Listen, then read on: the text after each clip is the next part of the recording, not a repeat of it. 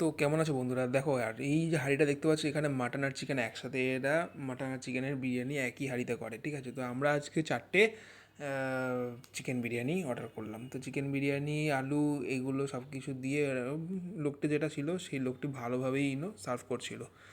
তো দোকানের নাম ছিল হাজি বিরিয়ানি। তো দোকানটা ওরকমভাবে ভালোভাবে দেখালাম না, কারণ ওদের দোকানটা খুব একটা যে দারুণ মানে ছিল ভালো মোটামুটি, কিন্তু যাই হোক, ঠিক আছে, আমি অতটা দেখালাম না। তো বিরিয়ানিটা আমি বাড়িতে নিয়ে চলে আসলাম, বাড়িতে এটাকে পার্সেল খুলবো আর কি।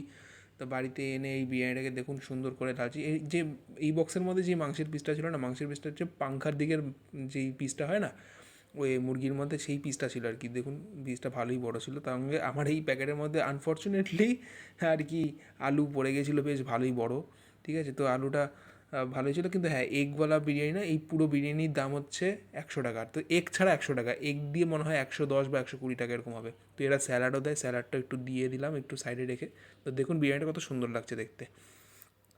তো এখন আমরা বিরিয়ানিটা খাবো এবং খেয়ে টেস্ট করে বলবো যে বিরিয়ানিটা কেমন। হ্যাঁ, হাজি বিরিয়ানির যেই এরা কোয়ান্টিটি যেটা দেয়, কোয়ালিটিও খুবই ভালো মেনটেন করার চেষ্টা করে। দেখুন মাংসের পিসটা মোটামুটি 50-60 গ্রাম হবে হয়তো মাংসের পিসটা। তো খেলাম আর কি, প্রথমেই আর কি মানে ভিডিওর জন্য আর কি প্রথমে মাংসটাকে কামড় দিয়েছিলাম। তো মাংসটা খেয়ে আমার কাছে খুব ভালো লেগেছিলো, কারণ এরা মাংসটাকে প্রথমে কী করে বলুন তো, ফ্রাই করে অনেক ভালোভাবে।